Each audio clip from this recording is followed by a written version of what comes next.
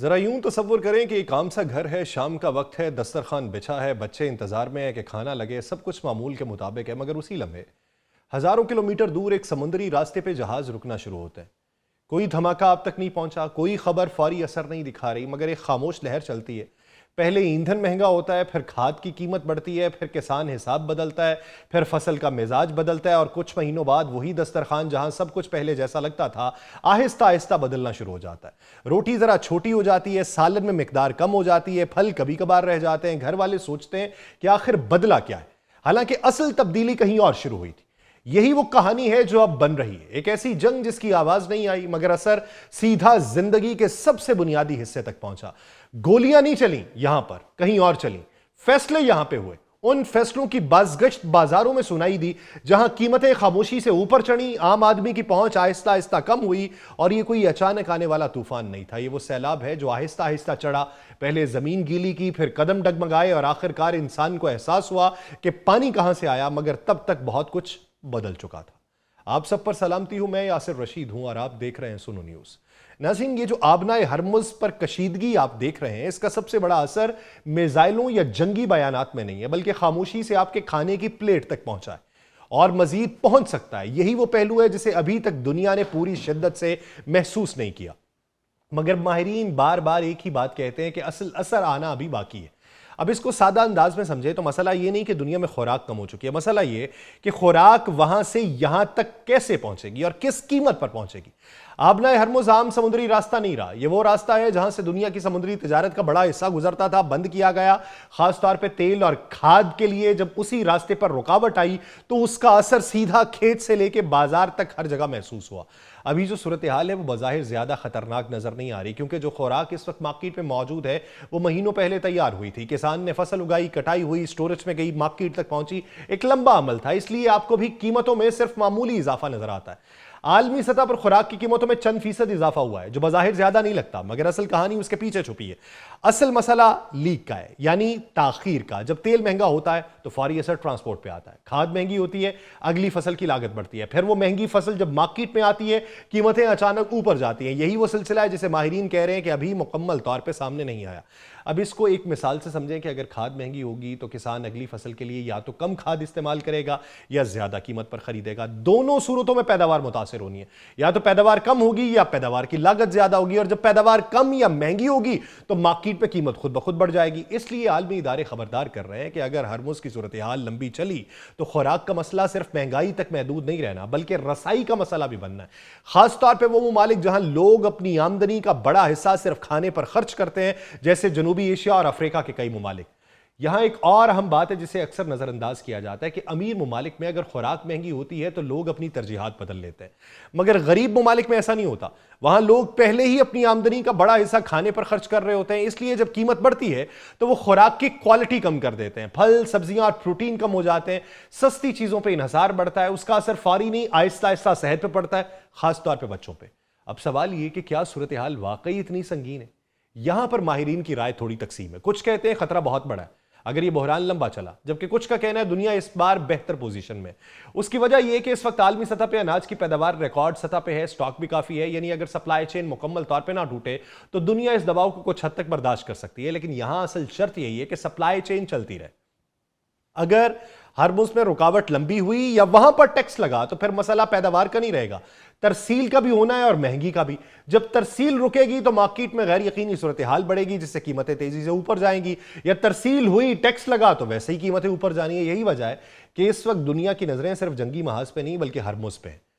किसी को यह नहीं फिक्र कि ईरान अपने अफजूदा यूरेनियम को कहां मुंतकिल करेगा, किसी को यह नहीं फिक्र कि ईरान कितने मिसाइल बनाएगा, किसी को यह नहीं फिक्र कि अमेरिका की कितनी तबाही हुई है। फिक्र है तो आबनाए हरमुज़ के मुस्तकबिल की, जो इस जंग से पहले कहीं भी नहीं थी, जो जंग के मकासद के अंदर शामिल नहीं थी। अब अगर यह रास्ता खुला रहता है तो कशीदगी के बावजूद निजाम चलता रहेगा, मगर अगर यहां मुस्तकिल रुकावट रही तो उसका असर तेल से लेकर खाने तक हर चीज पे पड़ेगा। एक और पहलू भी समझना जरूरी है और वह है मार्केट का रद्द-ए-अमल। मार्केट हमेशा मुस्तकबिल को देख के रद्द-ए-अमल देती हैं, हाल को नहीं। अगर उन्हें लगता है कि मसला लंबा चलेगा तो कीमतें पहले ही बढ़ना शुरू हो जाती हैं, चाहे असल कमी अभी ना आई हो। इसीलिए आप देखते हैं कि फ्यूचर मार्केट्स में कीमतों का अंदाजा पहले ही लगाया जाता है, जिसकी एक बारीक सी सादा वारदात बता दूं कि अगर आलमी मंडी में तेल बढ़े कीमत उसकी बढ़े, तो पाकिस्तान में उस रेट पे खरीदा भी नहीं होता, बढ़ जाता है। इस बार एक फर्क भी देखने में आया कि माजी में जब खुराक का बड़ा बहरान आया था तो कई ममालिक ने अपने बरामदात रोक दी थी, जिससे सूरत हाल मजीद खराब हुई थी। अभी तक ऐसा नहीं हुआ, यही एक पॉजिटिव साइन है। अगर ममालिक खुले बाजार को बरकरार रखते हैं तो दबाव कम रहेगा। अब अगर इस पूरी तस्वीर को एक सादा जुमले में समझना हो तो यूं समझे कि दुनिया के पास खुराक मौजूद है, सवाल यह कि वो खुराक किस कीमत पर और कितनी आसानी से लोगों तक पहुंचेगी। इसका जवाब जो है वो इस बात से जुड़ा है कि हरमुज में कशीदगी कितनी देर रहती है। इस पूरी तस्वीर की एक और परत अगर खोलें तो वो है खामोश तब्दीली जो खेत के अंदर हो रही है, मगर उसका असर चंद महीनों बाद पूरी दुनिया की मंडियों में नजर आना है। ये वो मरहला है जहां जंग बराह रास्त खुराक को कम नहीं करती, बल्कि उसके पीछे खड़े निजाम को महंगा और कमजोर बना देती है। पिछले चंद दिनों में बैनुल अक़वामी सतह पर जो नई रिपोर्ट्स और तज्जिए सामने आए हैं, उनका फोकस सिर्फ कीमतों पर नहीं है बल्कि पैदावारी रवैये पे है। यानी किसान अब क्या फैसले ले रहा है। माहिरीन कह रहे हैं कि जब खाद, ईंधन और ट्रांसपोर्ट महंगी होती है तो किसान के पास तीन रास्ते होते हैं, या तो वो लागत बर्दाश्त करे, या कम इनपुट इस्तेमाल करे, या कुछ जमीन ही खाली छोड़ दे। और तीनों रास्तों का अंजाम एक ही तरफ जाता है कि पैदावार में कमी।